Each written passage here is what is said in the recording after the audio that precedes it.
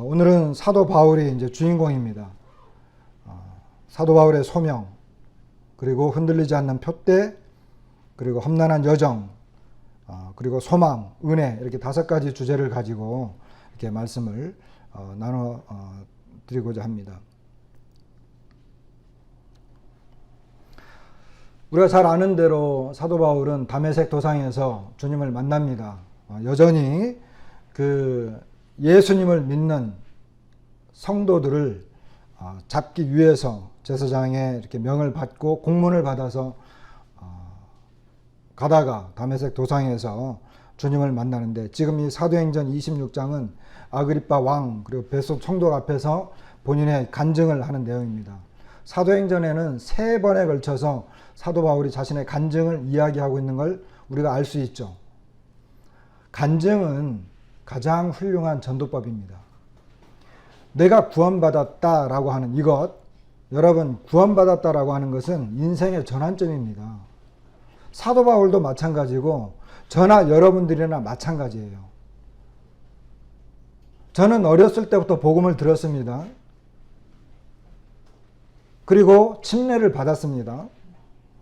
그러나 이 믿음의 정체성이 분명하지 않아서 혼돈 가운데 있을 때 20대 초반에 어느 한 부부를 통해서 성경 공부, 뭐 구체적인 성경 공부도 아니고 그 당시에는 제가 목포교회를 다니고 있었는데 이제 어느 가정이 초청을 받아서 이제 식사하고 차를 마시면서 이 하나님 말씀을 이렇게 서로 교제하게 될 때 히브리서 말씀을 이렇게 쭉 보다가 거기에서 영원한 속죄의 이 놀라운 복음을 깨달았습니다.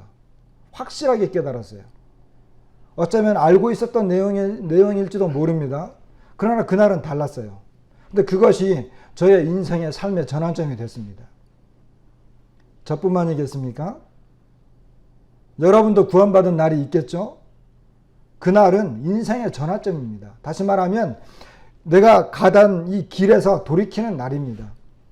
저는 돈 벌기 위해서 선장이 되기를 꿈꿨어요. 우리 집 가난했고, 그리고 그때 제가 갈 만한 대학이 없었어요. 왜냐하면 그 국립대학인데 국비로 전부 뭐 기숙사 먹여주는 것, 입혀주는 것, 등록금하고 책값만 빼고는 다 국가에서 제공하는 학교에 들어가야만 했습니다. 등록금이 19만 7천 원인데 19만 7천 원도 없어서 빚을 내서 들어갔습니다.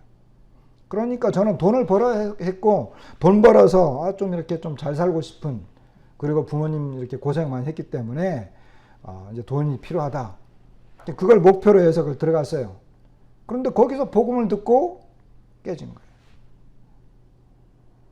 그러니까 제가 가던 길이 별로 기쁘지 않았습니다.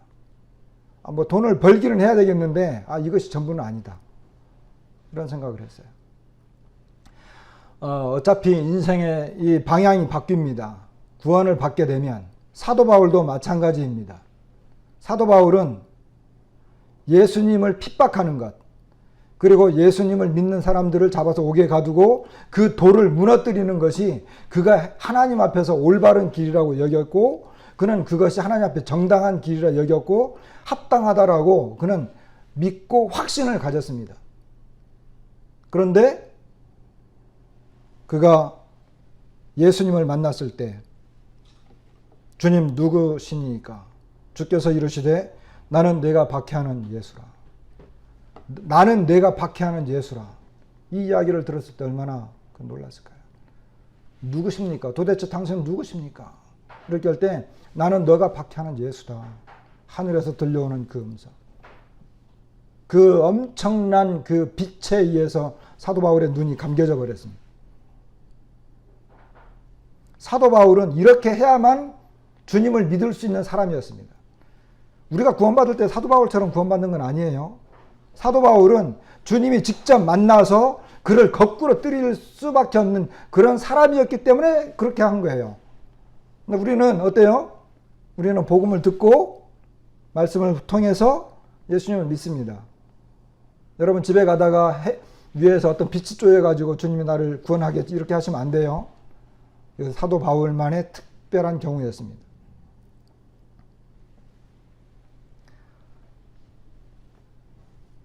내가 내게 나타난 것은 내가 나를 본 일과 장차 내가 내게 나타날 일에 너로 종과 증인을 삼으려 함이니 이스라엘과 이방인들에게서 내가 너를 구원하여 그들에게 보내어 그 눈을 뜨게 하여 어둠에서 빛으로 사탄의 권세에서 하나님께로 돌아오게 하고 죄 사함과 나를 믿어 거룩하게 된 무리 가운데서 기업을 얻게 하리라. 이것이 주님이 사도 바울을 부르신 분명한 이유였습니다. 사도 바울은 그때 주님을 만난 다음에 이 말씀을 직접 주님으로부터 들었고 이것을 그가 간증하는 것입니다. 누구 앞에서? 왕과 총독 앞에서. 그리고 제사장들 다 보는 데서 그는 자신이 어떻게 주님을 만났고 주님으로부터 어떠한 말씀을 들었는지 이것을 들은 것입니다. 사도 바울은 이와 같이 분명하고 정확했고 주님이 그에게 이 소명을 확실히 주었습니다. 사도 바울 같은 경우는 아주 명확했죠. 여러분과 저는 어떨까요? 주님이 우리를 구원받았다라고 하는 것은 주님이 우리를 부르셨다라고 하는 거거든요. 주님이 우리를 구원하신 것은 야 너가 이제 지옥 가지 않아. 너가 이제 죄 문제가 다 사해졌으니까 이제 천국 가는 거야. 이제 땅에서 그냥 천국 가는 기쁨으로 살아. 물론 그것도 맞겠지만 주님이 우리를 부르신 것은 그것은 죄에서 우리를 구원받았다라고 하는 측면에서고 그것은 또 하나님께서 나를 친히 만나서 부르신 것입니다. 주님이 나를 직접 만나 주셔서 나를 부르신 것입니다. 부를 때에는 부른 이유가 있는 거예요. 주님이 나를 부르실 때에는 불렀 이유가 있다는 거예요. 그게 뭘까요? 여러분과 저에게 우리는 다 이것을 물어볼 필요가 있어요. 왜 주님이 나를 불렀죠? 여러분이 소명을 갖고 계십니까?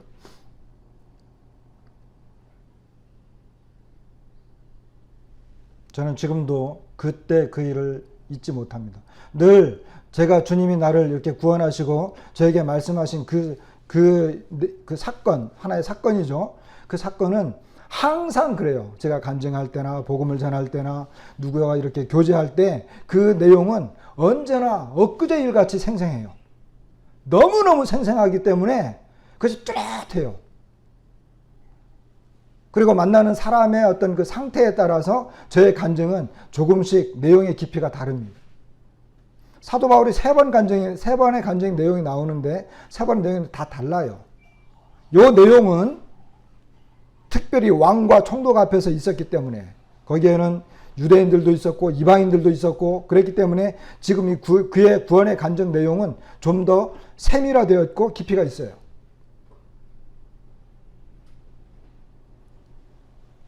사도 바울은 이와 같은 분명한 소명을 받고 그가 주님의 부르심을 받았습니다.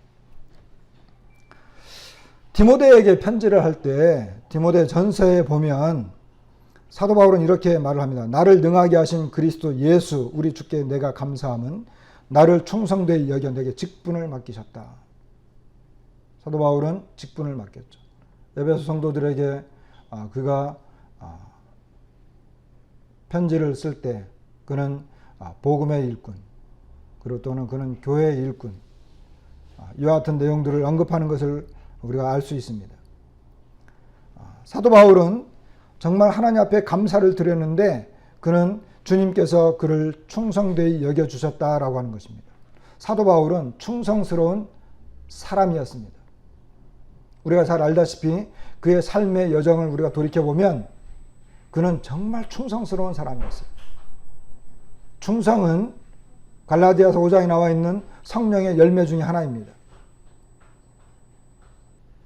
사도 바울은 원래 비방자였고 박해자였고 폭행자였죠. 그럼에도 불구하고 그는 도리어 긍휼을 입었다. 이렇게 말하고 있습니다. 그러면서 우리 14절에 우리 주의 은혜가 그리스도 예수 안에 있는 믿음과 사랑과 함께 어떻게 해요? 넘치도록 풍성하였다.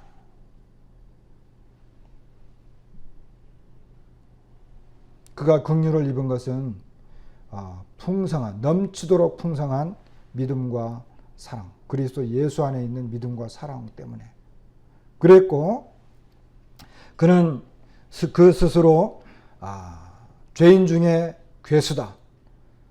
그리스도 예수께서 죄인을 구원하시려고 세상에 임하셨는데 죄인 중에 괴수다. 죄인 중에 괴수가 구원받는다고 한다면 우리도 얼마든지 구원받을 수 있죠. 그런데 그가 이렇게 긍휼을 입은 까닭은 그리스도께서 내게 먼저 일체 오래 참으심을 보이사 후에 주를 믿어 영생 얻는 자들에게 본이 되게 하기 위해서. 본이 되게 하기 위해서. 지금도 주님이 참고 기다리시는 것은 사도 바울과 같은 사람도 믿음과 사랑 안에서 넘치도록 풍성한 하나님의 그 은혜와 긍휼로 말미암아 구원하시려고 하기 때문에 주님께서 지금도 기다리시는 것입니다.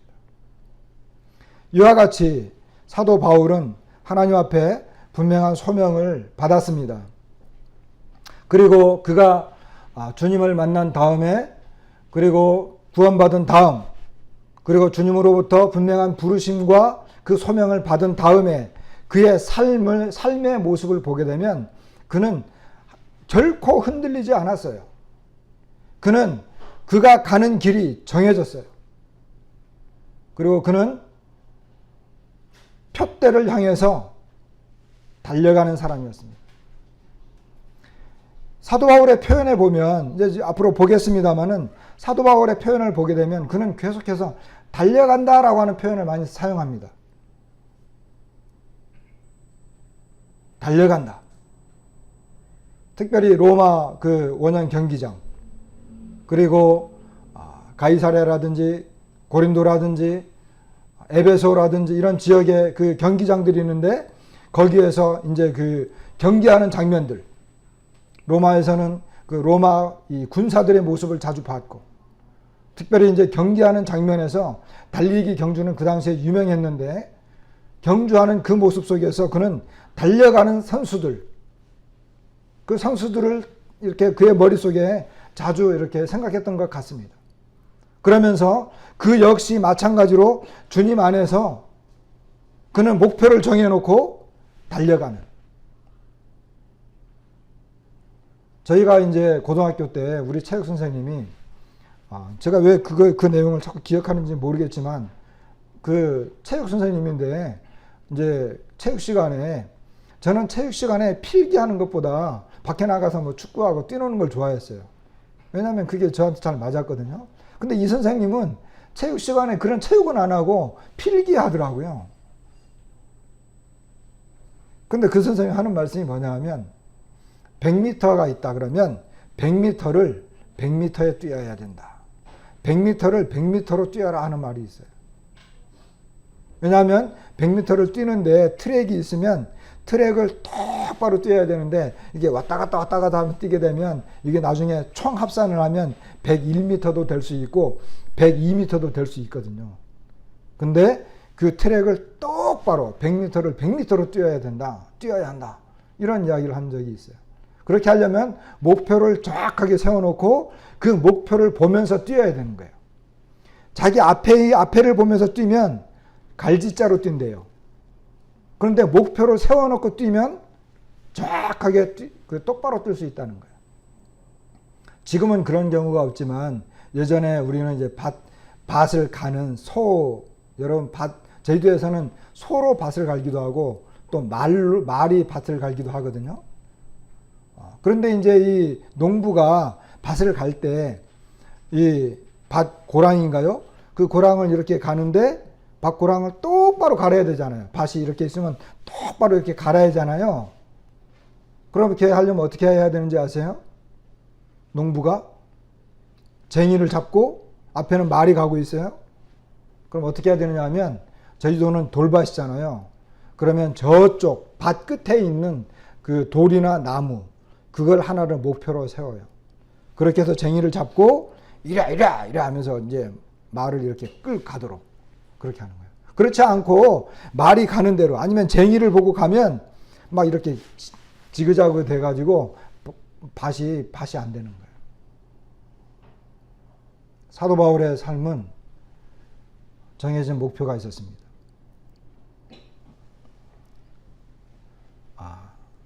사도행전의 20장에 보면 밀레도에서 그 에베소 장로들을 보냈죠. 그러면서 이제 그가 이제 예루살렘을 향해서 가고 있는데 예루살렘에 갔다가 로마도 가야 되는데 예루살렘으로 가는 중에 그는 그 사람들에게 이렇게 이야기합니다. 23절에 보면 오직 성령이 각성해서 내게 증언하여 결박과 환난이 나를 기다린다 하시나 내가 달려갈 길과 주 예수께 받은 사명 곧 하나님의 은혜의 복음을 증거하는 일을 마치려 하면은 나의 생명을 조금도 귀한 것으로 여기지 아니하노라. 그는 달려갈 길이 정해졌습니다. 그에게는 사명이 있었습니다. 그에게는 목표가 있었습니다. 여러분, 사명이 없으면 우리가 보통 사명감 그러잖아요. 사명감 또는 사명이 없으면 우리의 삶이 흔들릴 수밖에 없어요. 내가 달려가야 할 분명한 목표가 세워지지 않으면 흔들릴 수밖에 없어요. 뭘 어떻게 해야 될지 모르는 거예요. 주님 안에서도 내가 뭘 어떻게 해야 되지? 내가 뭘 해야 주님이 기뻐하지? 내가 뭘 해야지 교회에 유익을 끼치지? 내가 뭘 해야 되는지는 모르는 거예요. 뭐가 없을 때? 분명한 사명감이 없을 때. 그리고 내가 무슨 일을 해야 될지를 잘 모를 때. 그러니까 어떻게 해요? 달려가야 될 사람이 들어 누워 있어요. 달려가야 될 사람이 뭐 할 일이 없으니까 그냥 느그작 제주도 말로 질그랭이 한쪽에 서가지고. 여러분 질그랭이가 뭔지 아세요? 나중에 우리 양자매님한테 물어보세요.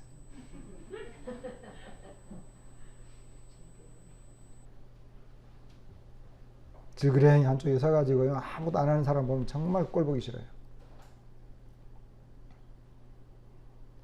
왜 그런 현상이 벌어지느냐? 사명감이 없기 때문에. 주님이 나를 부르실 때 왜 부르는지 분명한 목표, 이 정해진 말씀이 없기 때문에 그런 거예요. 그러니까 달려가지를 못하는 거예요. 근데 사도 바울은 그는 달려가는 사람이었습니다. 사도 바울의 삶은 달려가는 삶이었다. 이렇게 볼 수 있어요. 그는 뛰어가는 삶이었다.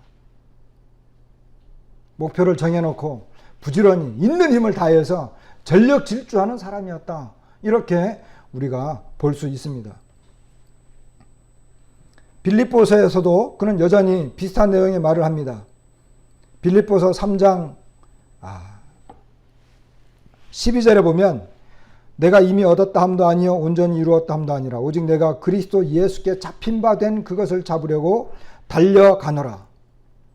형제들아 나는 아직 내가 잡은 줄로 여기지 아니하고 오직 한 일 즉 뒤에 있는 것은 잊어버리고 앞에 있는 것을 잡으려고 표대를 향하여 그리스도 예수 안에서 하나님이 위에서 부르신 부름의 상을 위하여 달려가노라. 사도 바울은 여전히 표대를 향해서 달려갑니다. 그리고 그는 위에서 부르신 부름의 상을 위해서 달려갑니다. 자, 여기서 하나님이 우리를 부르신 이유 중에 하나가 나왔어요. 그게 뭐냐 하면 우리를 부르신 이유는 다시 말하면 하나님이 우리를 선수로 택했다는 거예요. 선수로.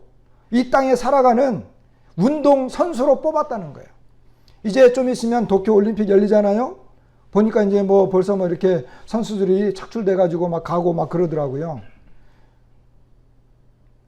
제가 야구를 좋아해 가지고 야구 뉴스 나오면 이렇게 다시 한번 쳐다보는데 엊그저께 보니까 제가 잘 알고 있는 팀에 소속되어 있는 야구 선수 그리고 또 다른 팀에 소속된 야구 선수들이 하지 말아야 할 짓들을 해 가지고 대표팀에 착출됐다가 잘렸어요. 잘려가지고 다른 선수들이 거기에 또 뽑혀서 이제 합류해서 가게 되어 있어요.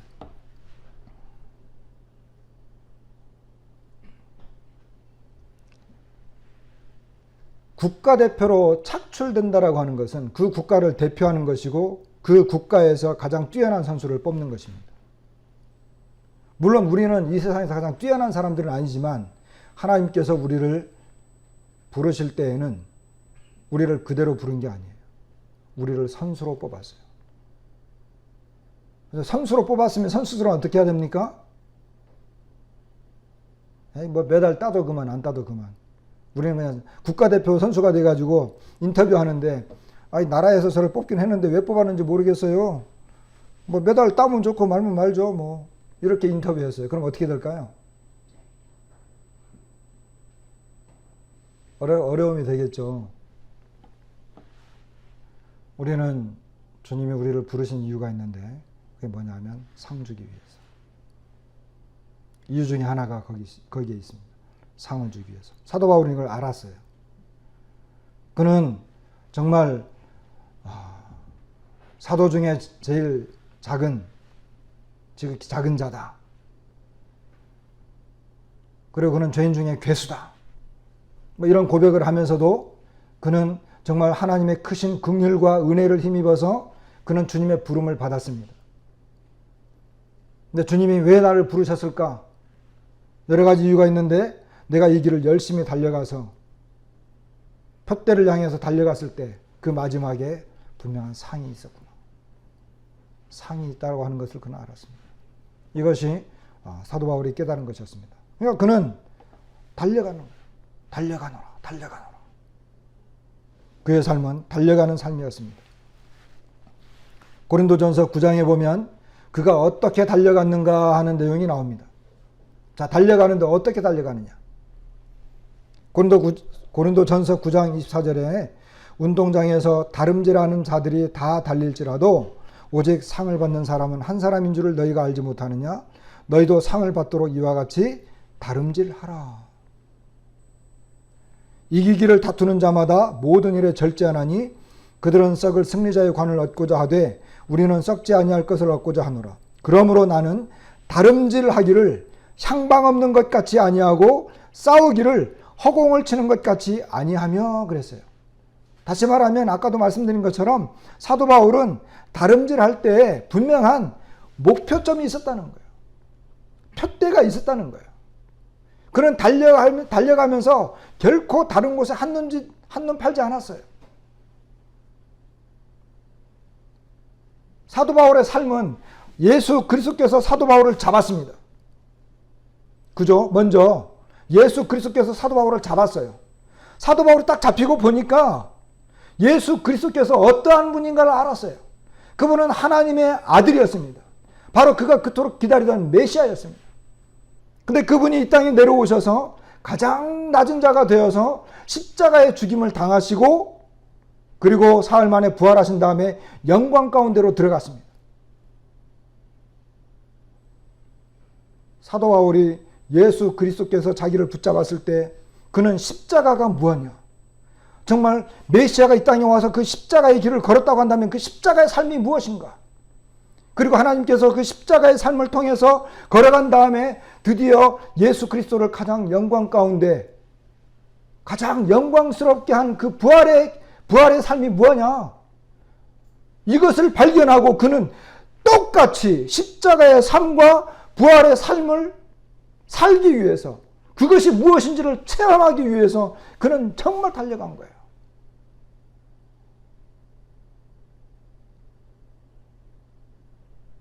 그래서 내가 잡힌 바 된 그것을 잡으려고 내가 달려간다. 빌립보서에서 아까 본 말씀처럼. 그리고 여기 그는 그렇게 달려갈 때 상을 받는 사람은 한 명이다. 그러면 나는 어떻게 달려가야 되나? 한 명밖에 안 주니까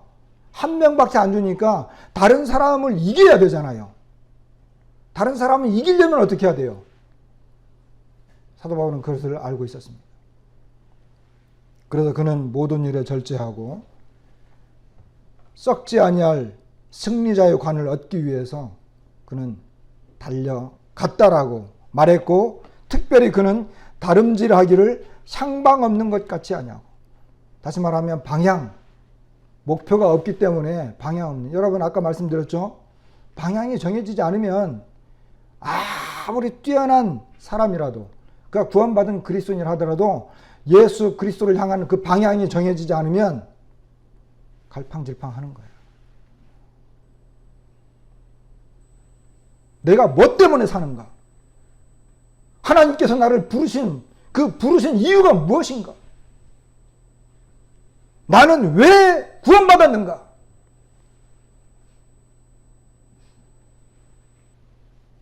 그리고 다시 한번 말씀드리기를 여기 싸우기를 그랬어요. 저는 여기에 색깔 칠을 하진 않았지만 여러분 우리의 삶은 싸움입니다. 그리스도인의 삶은 싸움입니다. 전쟁입니다. 지금도 우리는 전쟁 가운데 있습니다. 제가 누누이 말씀드리지만 전쟁에 2등이 있습니까? 없어요. 싸우면요 이기느냐 지느냐예요. 우리 가운데는 믿지 않는 식구들이 있는 그런 분들이 계십니다. 내 남편이, 내 자녀가 마귀에게 붙잡혀서 지금 어떻게 죽을지도 모르는데 만일에 사고가 나서 오늘 죽는다.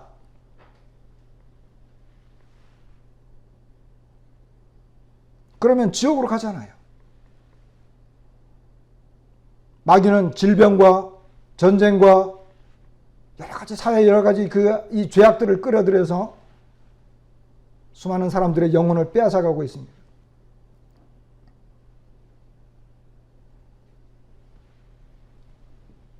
우리는 싸우고 있는 중인데 사도 바울은 싸우기를 허공을 치는 것 같지 아니했다 그랬어요. 허공에다가 이렇게 막 휘두르는 거예요.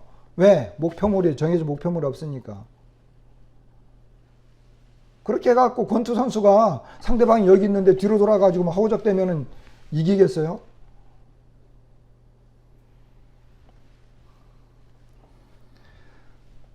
내가 내 몸을 쳐 복종하게 하면 사도 바울은 자신의 몸을 쳐서 복종시켰다 이렇게 말하고 있습니다. 먼저 자기 자신을 이기는 거죠. 쉬운 일이 아닙니다. 자기 자신을 이기는 것. 저도 이게 늘 숙제예요. 내 자신을 이기는 것. 근데 오늘날 많은 사람들이 이 영적인 싸움, 영적인 전투, 여기에서 자기 자신을 이기지 못하는 경우가 많아요. 학생들이요, 도서관에 가서 맨날 며칠이고 밤샘 공부하고 이런 것들은 잘해요. 근데 영적인 싸움에서 그리스도인들이 자기 자신을 극복하는 경우는 너무 약해요. 이것은 철저한 훈련과 자기 자신을 극도로 이렇게 절제하지 못하면 어려운 것입니다. 우리 모임에서 왜 그리스도인 훈련원이라고 하는 걸 만들어가지고 때가 되면 해마다 오시오 합니까? 거기 가서 훈련 받으라는 거예요. 조금이라도.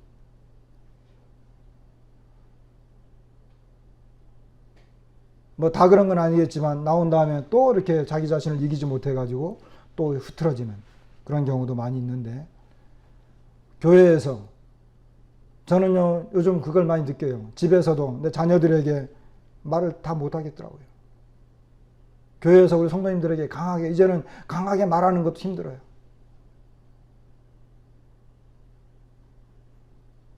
사도 바울은 자기 스스로 자기의 몸을 복종시켰습니다. 왜? 내 몸을 내가 억누르지 못하고 내 몸을 쳐서 복종시키지 못하면 내 육신과 내 생각과 나의 사상 이것이 너무 크기 때문에 그리스도인으로서의 삶, 주님이 나를 부르신 그 사명을 따라서 가는 그것이 안 되니까 그렇게 한 거예요. 우리는 나의 이야기하기를 좋아하죠. 나의 삶에 대한 이야기하기 좋아하죠. 내가 힘든 부분을 이야기하기 좋아하죠.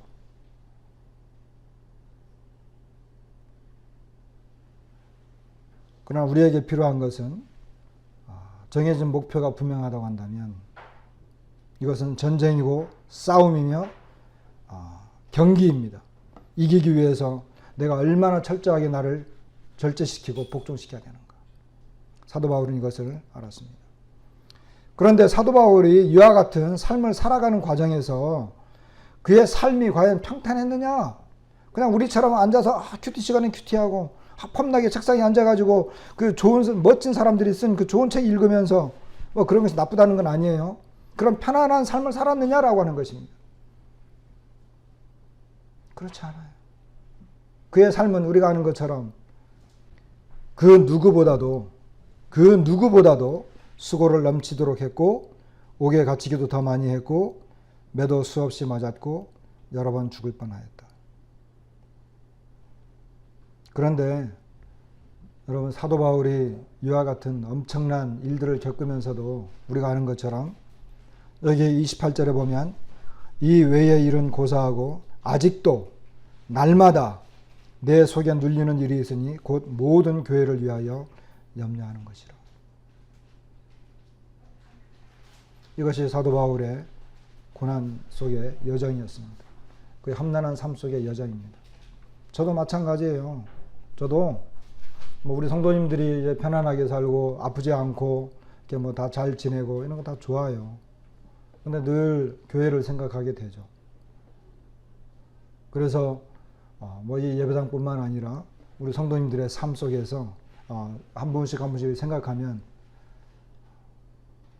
어떤 때는 기쁘기도 하고 어떤 때는 슬프기도 하고 그런 것들이 사실 우리의 마음을 많이 어렵게 하는 경우가 있습니다. 어쨌든 사도 바울은 그의 삶의 여정이 결코 쉽지 않았습니다. 우리가 잘 아는 것입니다. 주님께서는 제자들에게 너희가 나를 따르려거든 너희가 먼저 너희 자신을 부인하고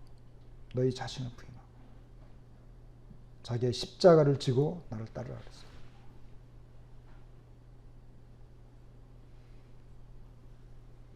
주님께서 다른 사람들에게는 그런 이야기 하지 않았는데 유독히 주님을 믿는 사람들에게 그런 이야기 하십니다.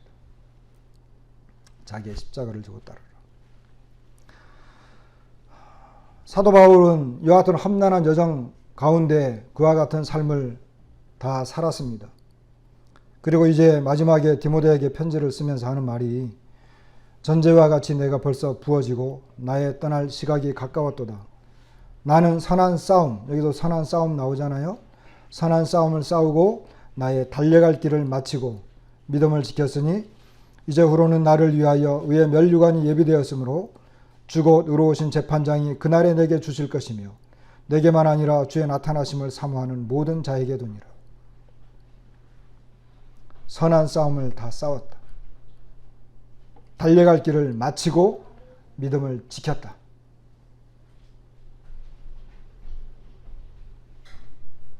의의 면류관이 예비되었다. 의로우신 재판장이 그날에 내게 주실 것이다. 왜 사도 바울은 의로우신 재판장이라 그랬을까요?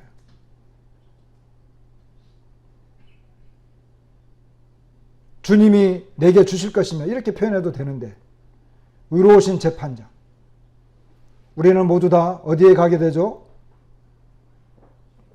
우리는 다 우리가 원하든 원하지 않든 의로우신 재판장 앞에 가게 되어 있습니다. 저와 여러분은 우리의 삶을 어떻게 살았든지 간에 상관없이 의로우신 재판장 앞에 가게 되어 있습니다. 그것이 하나님의 말씀입니다. 아니, 나는 주님 만나기 부끄러우니까 저 한쪽 구석에 있을래. 그런 일은 없을 것입니다. 걱정하지 않으셔도 돼요. 그런데 사도 바울은 의로우신 재판장이 그날에 내게 주실 것이다. 주님은 의로우신 분이기 때문에 그는 정말 의로우신 재판장이기 때문에 누가 어떻게 싸웠고 누가 어떻게 달려왔고 누가 어떻게 그 삶을 살아왔는지를 주님은 다 아시잖아요. 그러니까 의로우신 재판장이에요. 내가 이렇게 한 거는 주님 모르겠지. 그때 내가 이렇게 한 것은 뭐 어쩔 수 없었어. 뭐 주님 몰라도 할 수 없지. 이런 거는 걱정하지 않으셔도 된다라고 하는 것입니다.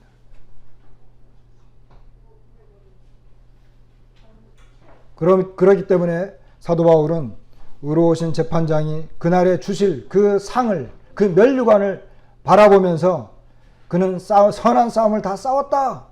나는 달려갈 길을 다 달려왔다. 목표점에 왔다는 거예요. 그리고 믿음을 지켰다. 이렇게 말하고 있습니다.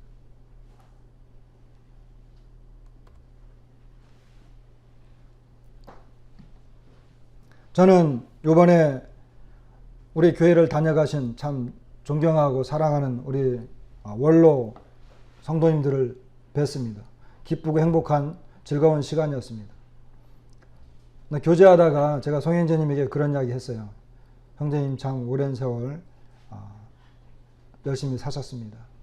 저도 그렇게 살고 싶은데 저도 겪어보니까 믿음을 따라서 살고 싶다고 하여 다 그렇게 사라지는 게 아닙니다. 이런 그 말씀을 드렸습니다.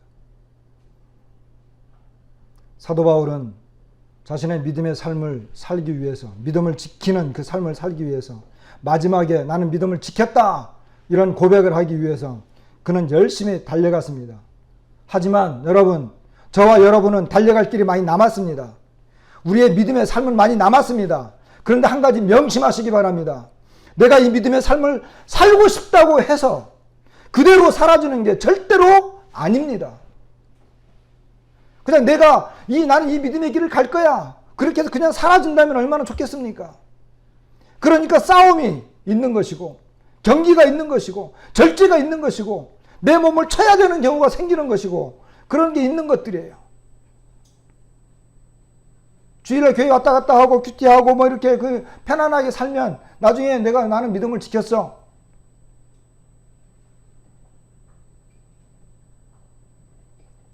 쉽지 않은 것입니다.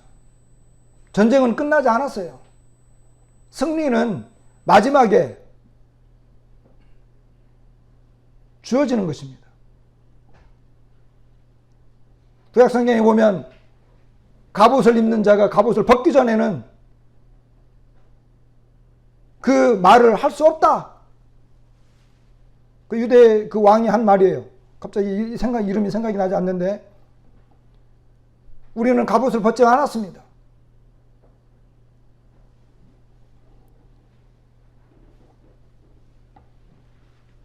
그렇기 때문에 지금 우리에게 절대적으로 필요한 게 뭐냐? 우리가 바라보면서 살아야 되는 게 뭐냐 하면 바로 하나님의 은혜입니다. 여기 사도 바울은 이렇게 고백합니다. 나는 사도 중에 가장 작은 자라. 맞습니다. 사도 바울은 사도 중에 가장 작은 자였습니다. 그는 사도라 불릴 만한 자격도 없었습니다.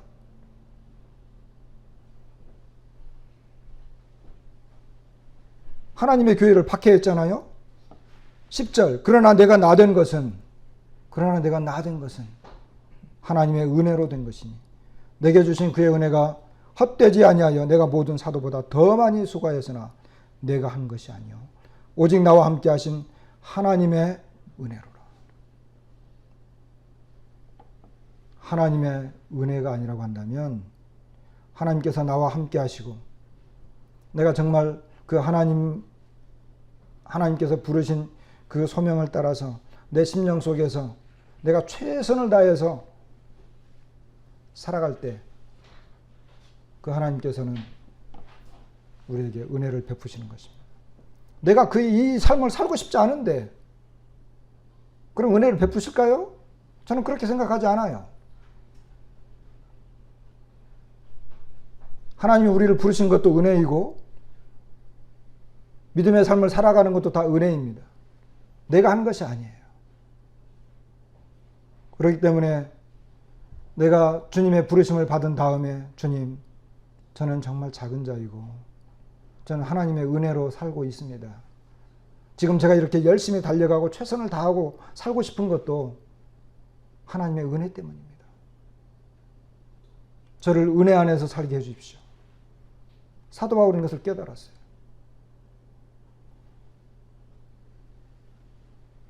그래서 우리의 마지막에 소망을 가지고 우리의 삶을 정리하게 될 때도 그 모든 것은 하나님의 은혜인 것입니다. 사도 바울은 내가 모든 사도보다 더 많이 수고했다 그랬거든요. 하나님의 은혜를 깨달으면 깨달을수록 수고도 따라오는 것입니다. 하나님의 은혜가 뭔지를 모르기 때문에 수고할 필요도 없는 거예요. 그런 사람은 내가 이만큼 했으면 됐지. 사도 바울은 뭐라고 말하고 있어요? 내가 하는 것이 아니요. 이렇게 표현해요.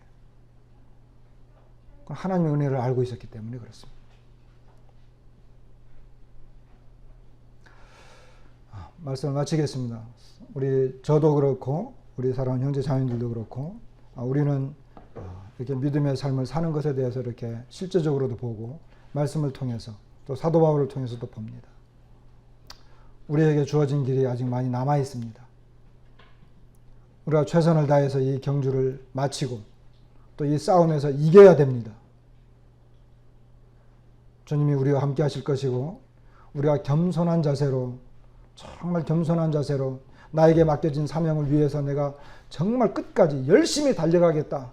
그리고 실제로 그렇게 달려간다고 한다면 주님도 여전히 우리와 함께 하실 것입니다. 그리고 우리에게 은혜를 베푸시고 우리의 마지막 고백도 나는 하나님의 은혜 때문에 살았습니다. 그 하나님의 은혜로 모든 것이 다 이루어졌습니다.